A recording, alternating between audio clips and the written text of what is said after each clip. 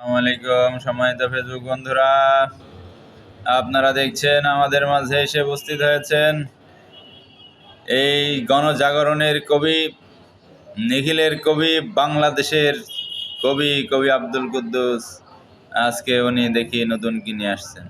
আসসালামু আলাইকুম। আমার উপস্থিত ফেসবুক ও ইউটিউবের দর্শক শ্রোতা বন্ধুরা, আমি আজ আপনাদের সামনে একটি কবিতা নিয়ে উপস্থিত হয়েছি। যেহেতু আন্তর্জাতিক কবিতা মধ্যপ্রাচ্যের যুদ্ধ চলছে, তাই আমি সবাইকে এই কবিতাটি উপহার দিচ্ছি গণজাগরণের জন্য। কবিতার নাম ভাং বেদিনের ঘাঁটি। ভাং বেদিনের ঘাঁটি। আমেরিকার রণতরী ভাসে আরব সাগরে, আমেরিকার রণতরী ভাসে আরব সাগরে, প্রাচ্যের দেশ দখল করতে মুসলমান জাগরে, প্রাচ্যের দেশ দখল করতে মুসলমান জাগরে। তেল সম্পদ দখল করবে পশ্চিমা সন্ত্রাসী, তেল সম্পদ দখল করবে পশ্চিমা সন্ত্রাসী।